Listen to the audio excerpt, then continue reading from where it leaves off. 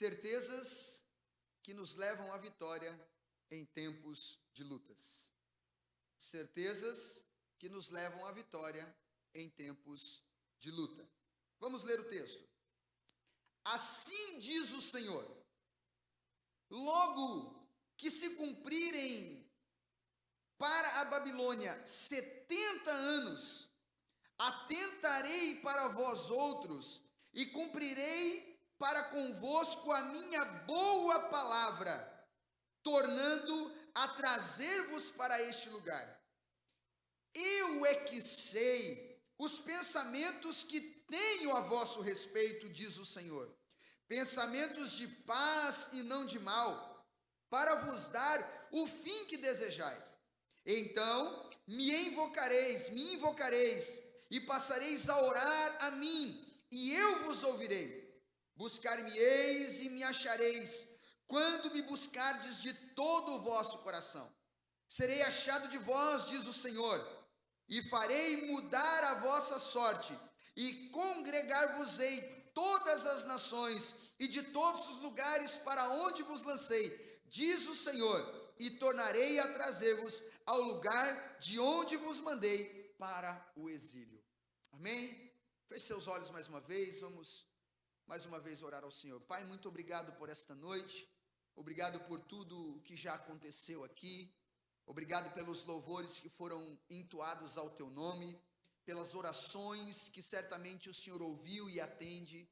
Obrigado, Senhor Deus, por essa homenagem tão gostosa que recebemos aqui, Senhor Deus, desta igreja tão querida, que o Senhor nos dá o privilégio, Pai querido, de pastorear, o Senhor nos dá o privilégio de trabalhar juntamente com eles, Pai. Muito obrigado, Senhor Deus, que o Senhor retribua a cada irmão, cada irmã, 100 vezes mais, Pai querido, Senhor Deus, todas as sementes que eles têm lançado sobre as nossas vidas, que o Senhor possa retribuir a eles, Pai, em bênçãos multiplicadas. Mais uma vez agradecemos pela vida da nossa pastora e confiamos no teu poder sobre a vida dela para recuperá-la, Senhor Deus, em nome de Jesus. E agora, fala conosco, fala aos nossos corações por meio de tua palavra, Senhor Deus, e toma-me em tuas mãos, porque sou apenas uma ferramenta do Senhor. Queremos te ouvir, Pai, precisamos te ouvir, Senhor, em nome de Jesus.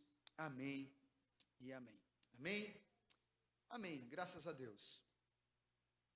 Na década de 40, o rei George da Inglaterra, ele pediu a um professor de literatura da Universidade de Oxford, muito conhecido por todos por causa de um sucesso, virou um sucesso do cinema, né, As Crônicas de Nárnia.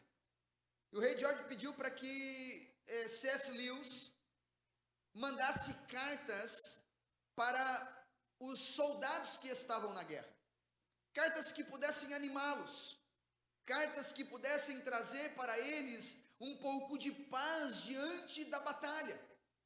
E em muitas dessas cartas, C.S. Lewis, ele colocava algum texto bíblico que se referia e se reportava às guerras que Israel enfrentou e às vitórias que Deus deu a Israel, porque Israel se mantinha fiel ao Senhor. E quando eu deparo com o texto que nós lemos, eu deparo com um texto que fala também de uma guerra enfrentada pelo povo de Deus. Guerra essa que aparentemente tinha sido uma batalha de derrota, uma guerra de derrota. Eles foram derrotados nessa guerra. Nós sabemos que o reino de Israel fora dividido por causa de uma briga familiar acerca do trono, e ele se dividiu em reino do norte e reino do sul. Primeiramente, o reino do norte foi levado cativo para a Assíria, e depois que a Assíria foi conquistada por Nabucodonosor, imperador da Babilônia, o rei da Babilônia, ele também foi para o reino do sul, o reino que tinha sua capital Jerusalém, a sede era Judá, e então ele vai até lá, e ele cerca Israel, e ele começa a colocar medo nos habitantes de Israel, E Deus começa a levantar profetas para falar qual deveria ser a conduta do povo. Que a conduta do povo deveria ser uma conduta de arrependimento, uma conduta de quebrantamento, uma conduta de humilhação. Eles deveriam se voltar para o Senhor. Por que Deus levanta profetas e para falar para o povo que o povo tinha que se arrepender, que o povo tinha que se voltar para o Senhor? Porque o rei Josias, que era o rei que deveria conduzir o povo em sabedoria, para que ele se voltasse para Deus, ele decidiu confiar em homens, antes de confiar em Deus. Ele decidiu pedir ajuda para o Egito, e não se dobrar diante de Deus. Aliás, o rei, ele tinha os seus profetas, pago por eles. E esses profetas, quando chamados pelo rei, diante das ameaças de Nabucodonosor, eles profetizavam: olha, rei, pode sair na batalha contra o imperador da Babilônia, contra o rei da Babilônia, que Deus vai dar vitória, Deus vai trazer paz para você, Deus vai dar o inimigo nas suas mãos. E nesse cenário Deus levanta Jeremias, que aos 30 anos, quando ele vai iniciar o seu ofício sacerdotal, porque ele era de uma linhagem levítica, ele era filho de um sacerdote, e ele estava sendo preparado para também se tornar um sacerdote na casa de Deus. E quando ele está ali prestes a ser iniciado a vida sacerdotal, Deus começa a lhe dar visões e revelações acerca da situação do povo. E veja, a primeira revelação que Deus dá a Jeremias: Jeremias, o povo está dizendo que existe paz, mas não tem paz, porque nos bastidores eles não deixaram de adorar postes ídolos. Nos bastidores eles não deixaram de confiar em homens.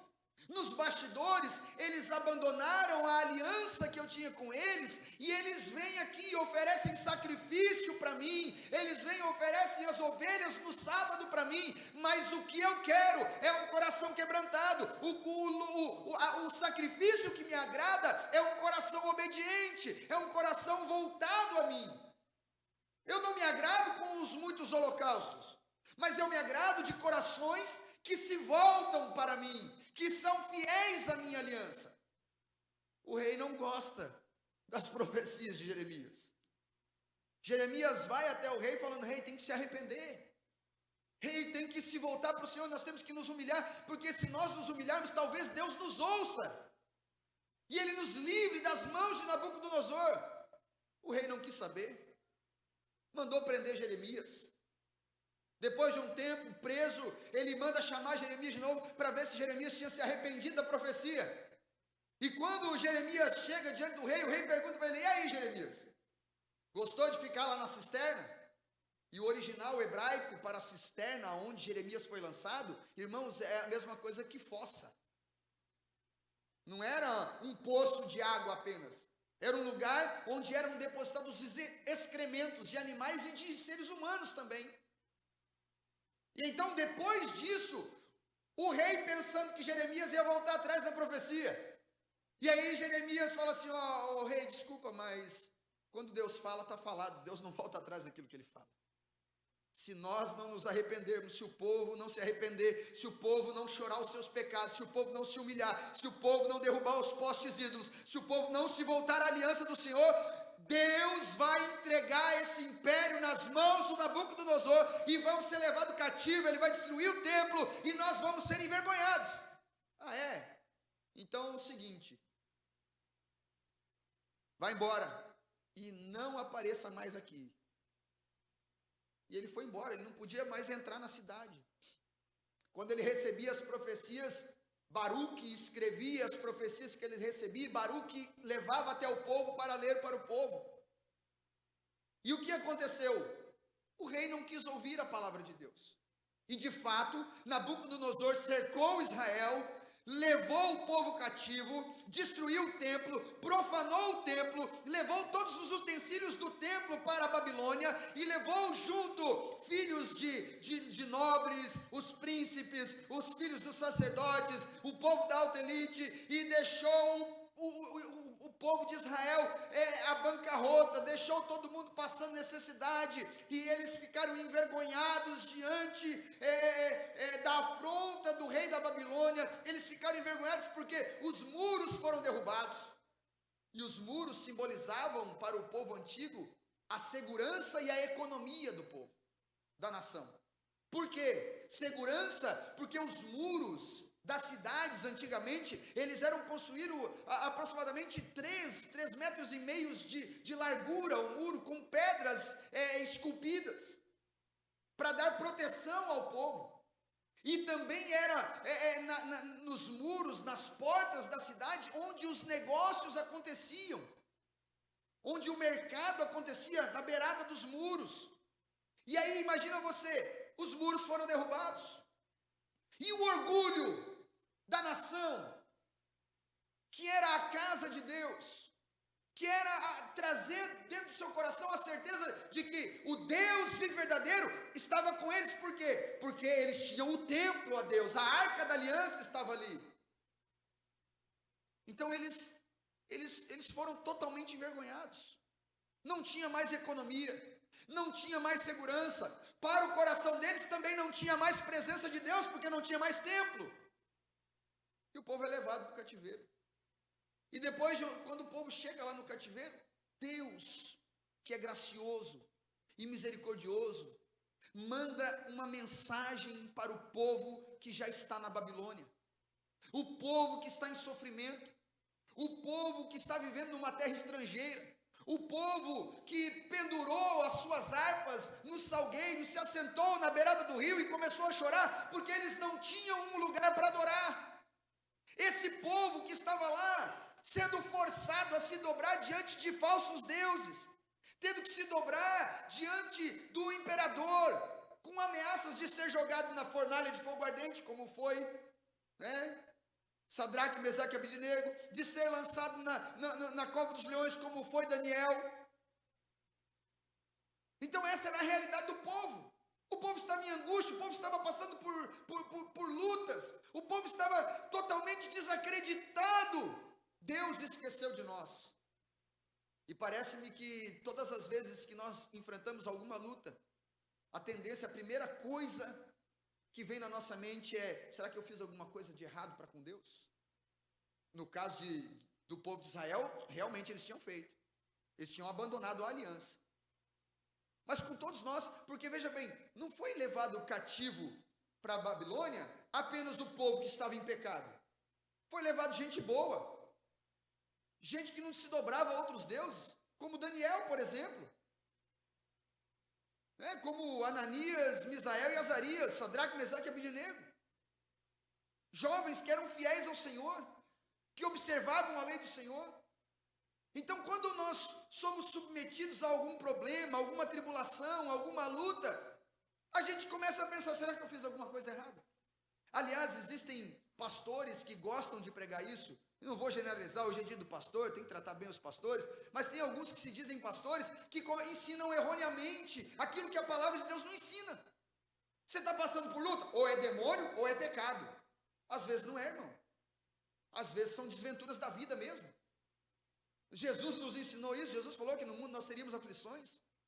O apóstolo Paulo, olha, o apóstolo Paulo, o homem que escreveu 13 cartas, mais aqueles que acreditam que ele escreveu Hebreus, mas 13 certamente foi ele, e mais Hebreus provavelmente, e um homem que deu a vida, foi encontrado por Cristo e deu a vida, e construiu e edificou todo o alicerce teológico da cristandade.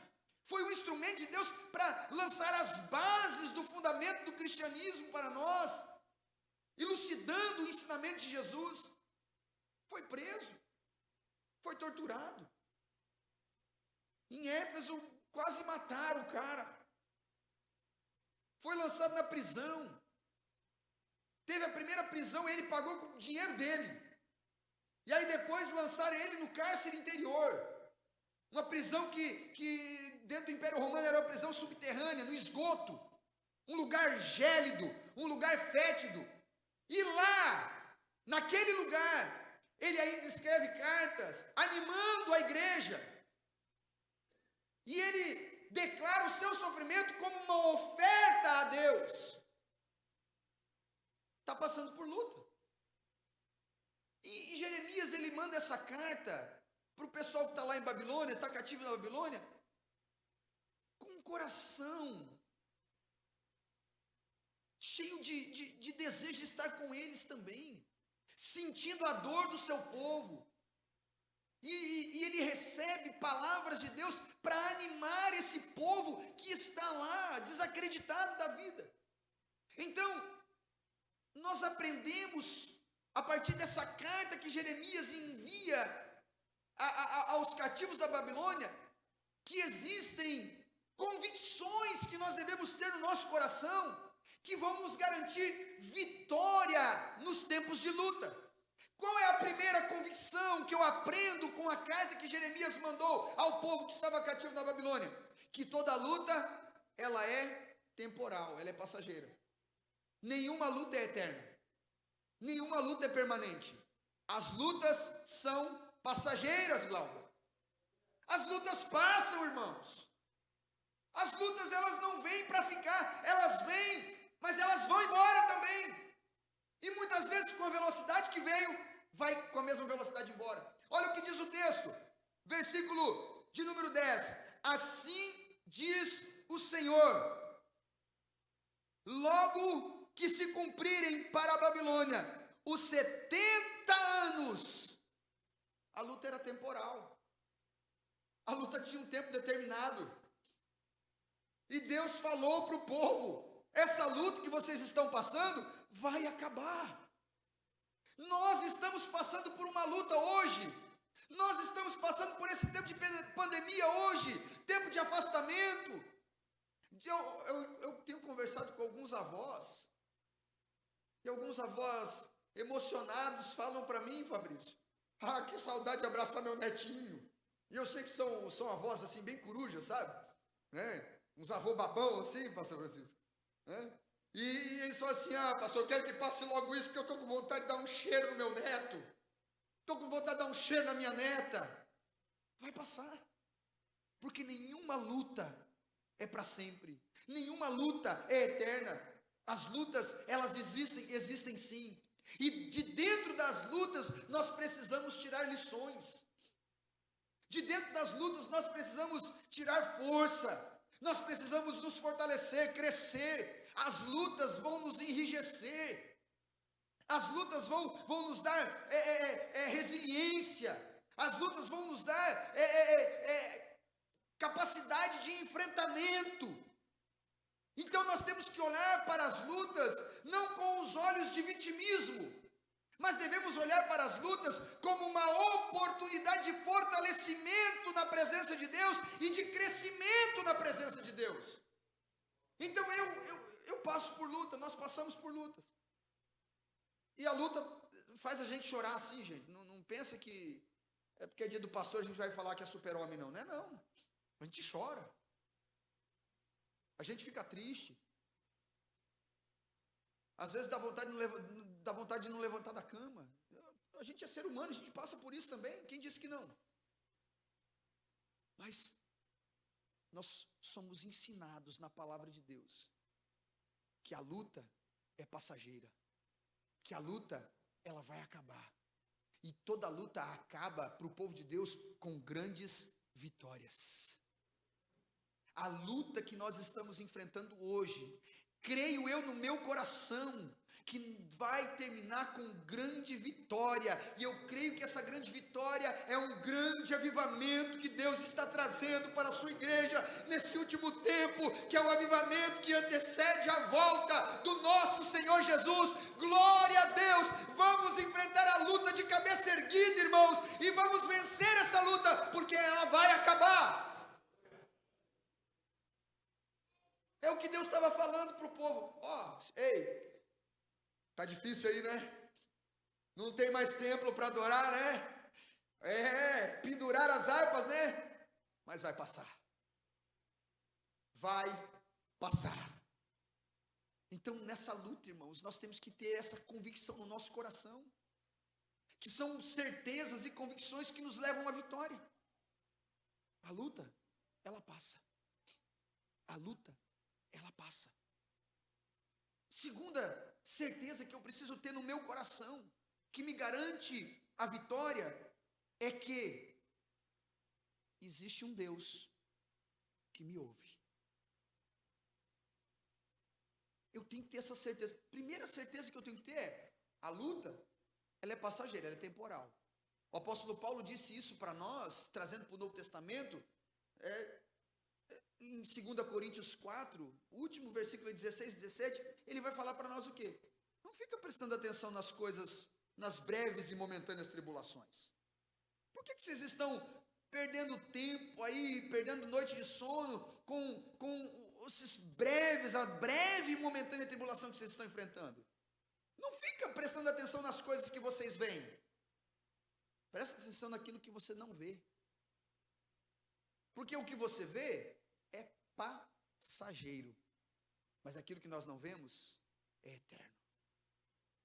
E o apóstolo Paulo vai dizer, nós não vemos a eternidade ainda, mas ela é verdadeira.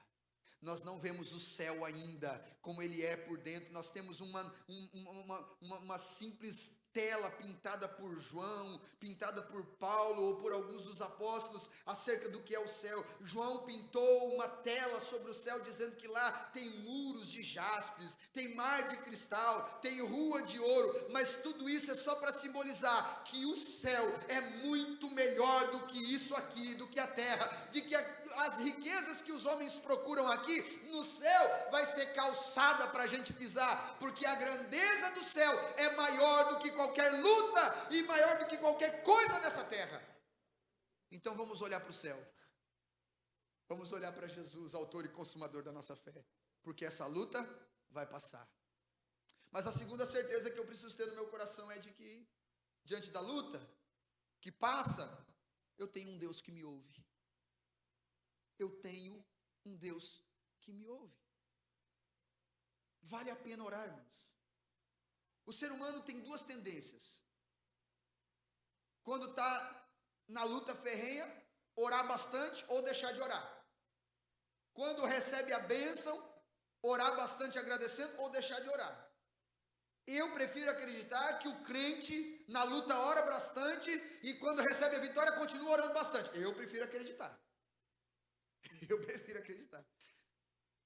Amém ou não amém? Amém. Olha o que diz o texto. Então, versículo de número 12.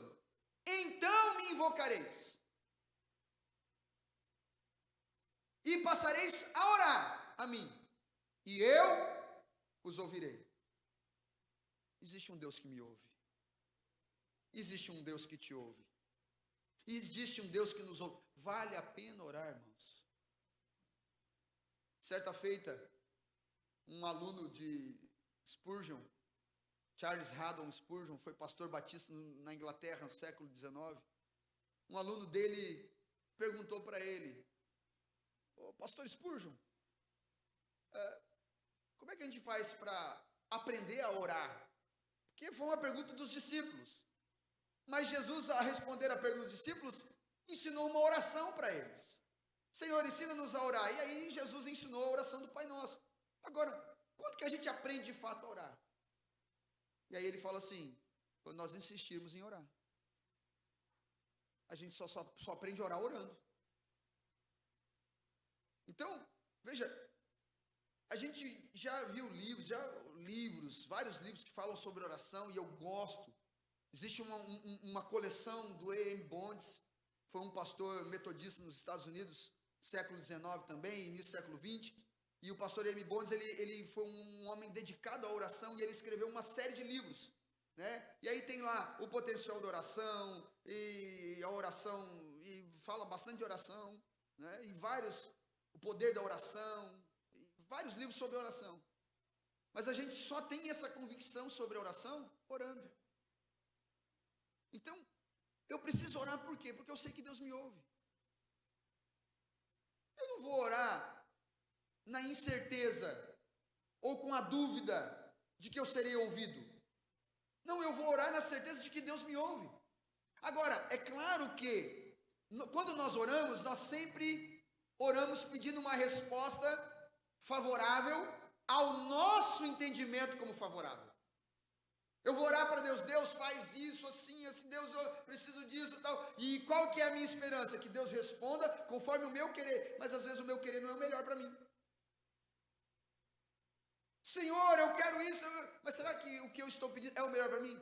Porque a Bíblia diz que a vontade de Deus é boa, perfeita e agradável. E quando nós oramos com a certeza de que Deus está nos ouvindo, nós também recebemos do Espírito Santo a sensibilidade para entender a boa, perfeita e agradável vontade de Deus.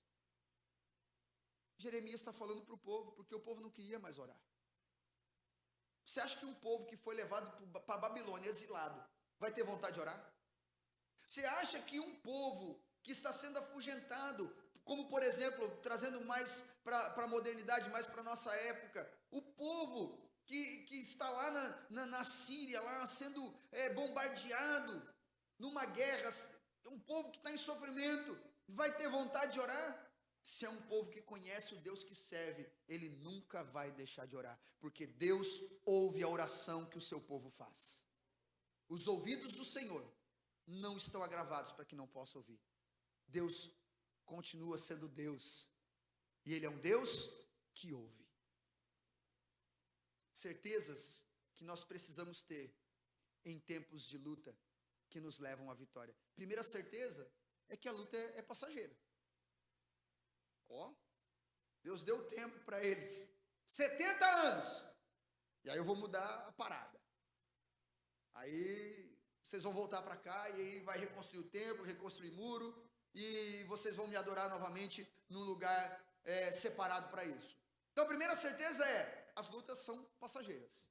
Segunda certeza que eu preciso ter no meu coração, no tempo de luta que vai me levar à vitória, é que eu tenho um Deus que ouve minha oração. Um Deus que ouve quando eu falo com Ele. Então, quando você for orar, ore com a certeza, Deus está me ouvindo. Deus está me ouvindo. Minha falecida avó, ela teve uma conversão muito bonita, algumas pessoas já ouviram eu falando bastante, ela foi um referencial de fé para mim. E a minha avó, ela tinha um ateliê de costura, ela era costureira.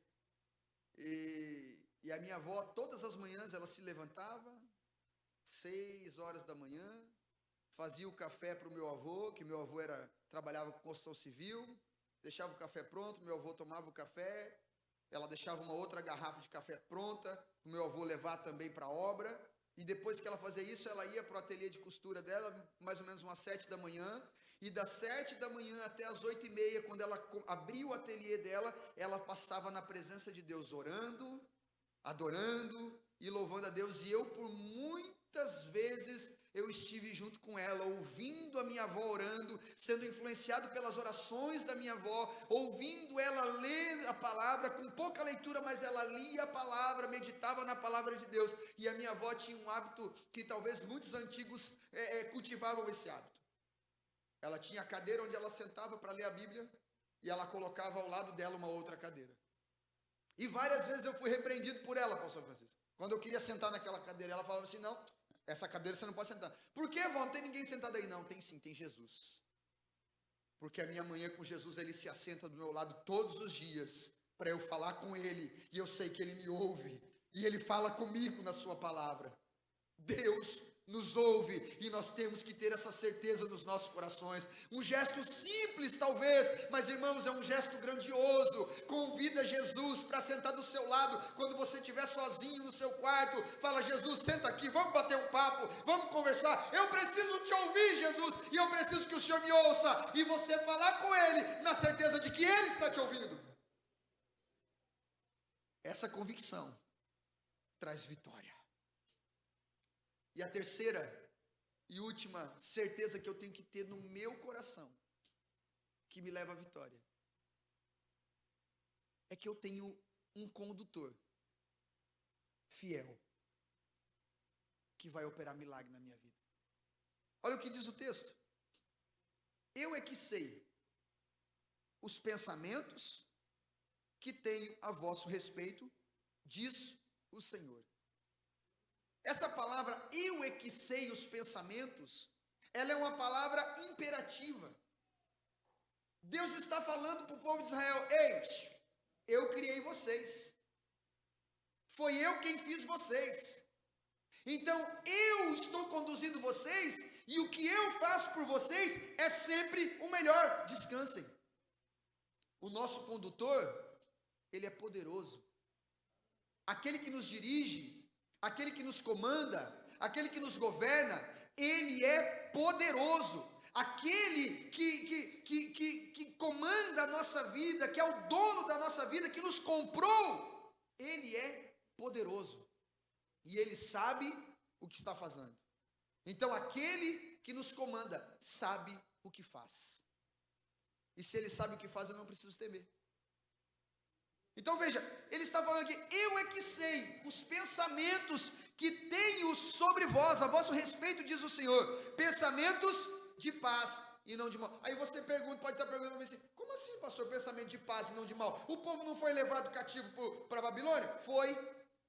E o cativeiro na Babilônia foi um processo terapêutico de Deus para o povo entender que se eles não fossem fiéis ao Senhor, se eles não permanecessem fiéis ao Senhor, o que ia acontecer?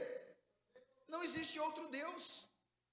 Não adianta você adorar outro Deus. Não tem outro Deus. Somente Yahvé é o Senhor. Somente Yahvé é o Senhor. Ele é o único vivo e verdadeiro Deus. Não há outro.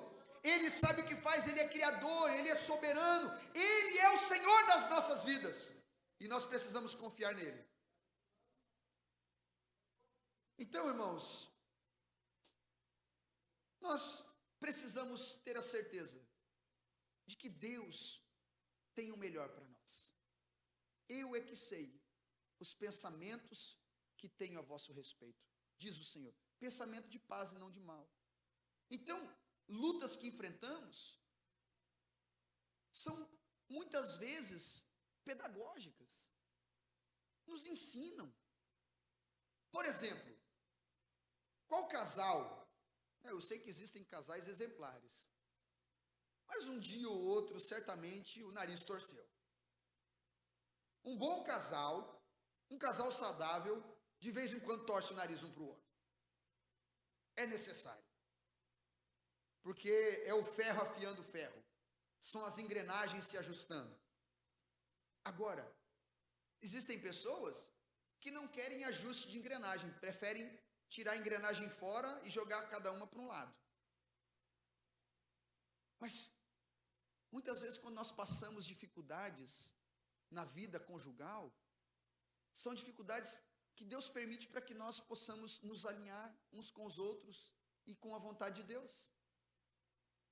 São dificuldades que nós enfrentamos para nós sermos trabalhados e lapidados por Deus, a fim de que o nosso casamento, de que a nossa relação seja um reflexo do amor de Deus para conosco. Que seja de fato a demonstração, que a gente seja um exemplo. Porque veja, como que Jesus olha para a igreja? Como sua noiva. E a noiva está sendo lapidada, está sendo trabalhada por ele, dia após dia. E a noiva, ela passa por lutas. A noiva muitas vezes torce o nariz para o noivo. Porque o noivo muitas vezes fala para fazer uma coisa, mas a noiva quer fazer outra. Muitas vezes Deus dá uma estratégia para a noiva, o noivo fala assim, vai por esse caminho, mas a noiva quer ir por outro. Tem lugares onde a noiva de Cristo tem que trabalhar de uma maneira.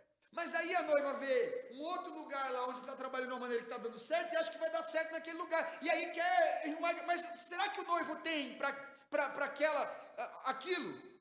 Às vezes não. Então são os ajustes que vão acontecendo. E esses ajustes, eles vêm muitas vezes por meio de lutas, por meio de dificuldades. Quem que é o excelente administrador que nunca passou por dificuldade financeira? Porque vai aprender a ser um bom administrador na hora da prova, na hora da escassez, na hora que vai faltar. E Deus sabe disso. Porque Deus está nos conduzindo em sabedoria.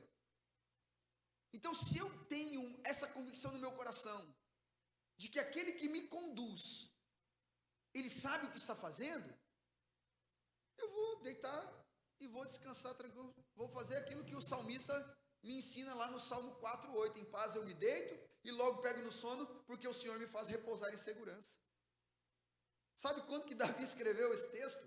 Quando ele estava na caverna do Adulão, fugindo de Saul, que queria matar ele. E aí lá na caverna do Adulão, Davi falou assim: em paz me deitarei e dormirei, porque o Senhor me faz repousar em segurança. Davi sabia quem estava conduzindo ele. Você sabe quem está te conduzindo? Quem nos conduz, irmãos, é poderoso. Não perdeu o governo. Quem nos conduz não perdeu o controle de nada. Ele está sentado no trono dos céus e ele rege toda a terra com sabedoria.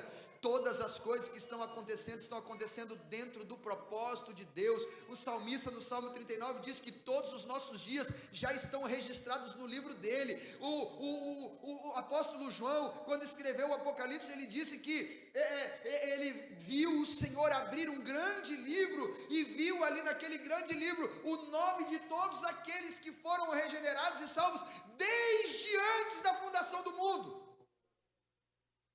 Ou seja, Deus já sabe do final, antes mesmo do começo.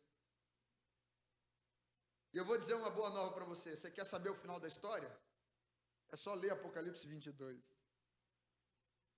No final da história, nós estaremos eternamente com Ele, na cidade celestial, adorando, glorificando, e lá não vai ter choro, não vai ter ranger de dentes, lá não vai ter doença, lá não vai ter enfermidade, lá não vai ter mais luta. Sabe por quê? Porque todas as lutas já foram vencidas por Jesus Cristo de Nazaré, quando Ele no Calvário declarou: está consumado, e Ele disse isso, e Ele falou, e Paulo entendeu e disse: a vitória é nossa, no nome de Jesus. Nós somos mais do que vencedores por aquele que nos amou. Sabe por quê? Porque quem nos conduz é poderoso e fiel para cumprir e preparar a nossa vida até aquele dia final.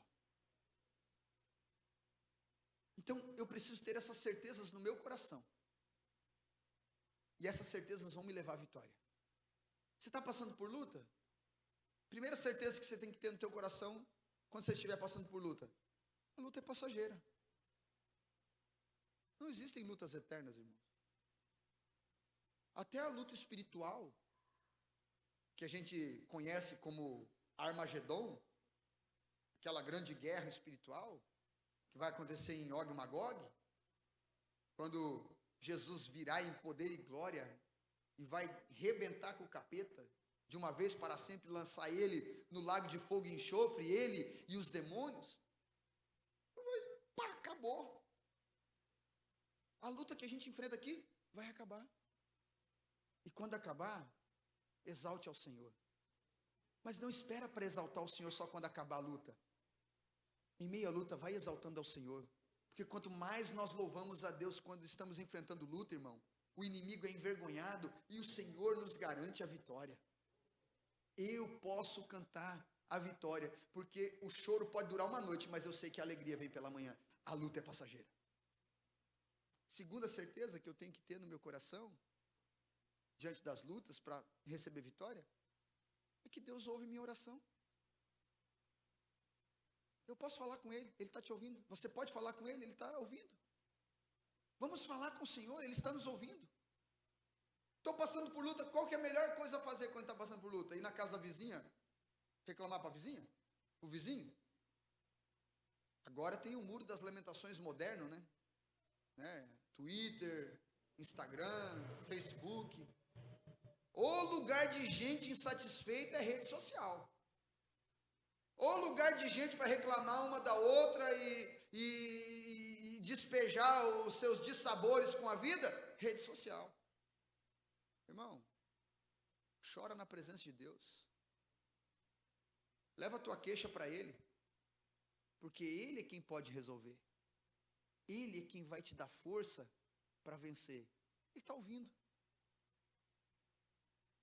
a última certeza que eu preciso ter no meu coração, não última como final, mas dentro dessa reflexão que nós estamos fazendo, retirando o texto, é que eu tenho a certeza de que quem me conduz para o melhor. Ele sabe o que está fazendo. Quem me conduz sabe o que está fazendo. E ele está fazendo o melhor para nós. O apóstolo Paulo, em Romanos capítulo 8 e 28, diz o seguinte, que todas as coisas contribuem para o bem daqueles que amam a Deus e são chamados segundo o seu propósito. Essa luta que nós estamos enfrentando contribui para o nosso bem. Essa luta que nós estamos enfrentando, Deus já sabia que nós íamos passar por ela. Aliás, se nós lermos a palavra de Deus, nós vamos ver tudo isso elencado nas Escrituras. Os últimos dias vão ser dias trabalhosos, os últimos dias vão ter fome, pestes, terremotos, nação contra nação, reino contra reino, pai contra filho, filho contra pai, princípio de dores. Ainda não é o fim. Mas quando o evangelho do reino for pregado a toda criatura, então virá o fim. Vamos aproveitar para pregar esse tempo? Porque Deus está nos ouvindo. Porque Deus está nos conduzindo. E o que nós estamos enfrentando? Passageiro. Vai durar para sempre. Agora eu vou te dar uma boa notícia. Existe algo que dura para sempre. Existe algo que eu tenho que ter convicção de que dura para sempre. É o amor de Deus derramado sobre nós por meio de Jesus Cristo. Isso dura para sempre. O amor de Deus permanece para sempre. Profecia vai acabar, línguas vai deixar de existir, mas o amor de Deus permanece para sempre, eternamente, sobre a sua vida, sobre a minha vida, sobre as nossas vidas. Então, meu irmão, levanta a cabeça, que essa luta é passageira. Levanta a cabeça, porque o Senhor está ouvindo a sua oração. Levanta a cabeça, porque quem está nos conduzindo sabe o que está fazendo. Vamos ficar em pé, vamos orar.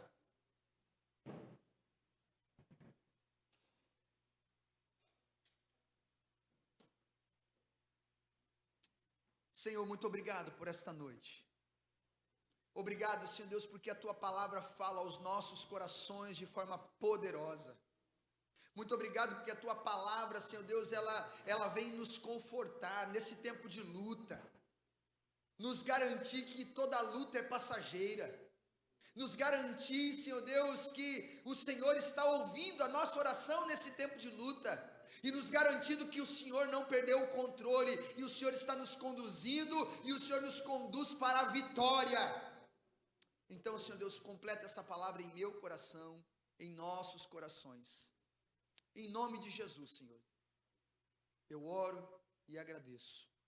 Amém e amém. Ministério de Louvor,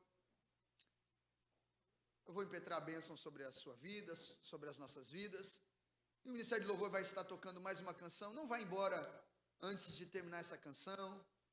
E aí hoje eu não posso dizer para você assim, não vai embora sem dar pelo menos 10 abraços, né? Então dá pelo menos 10 cotoveladinhas assim, né? Antes de ir embora. E vamos na paz do nosso Senhor Jesus Cristo. Amém? Estenda as suas mãos assim. Que a graça do nosso Senhor e Salvador Jesus Cristo, que o amor de Deus, o nosso Pai, e as preciosas consolações do Espírito Santo, sejam sobre todos vós, e sobre todo o povo de Deus, espalhado sobre a terra, desde agora, e pelos séculos dos séculos, e todos digam, amém, amém.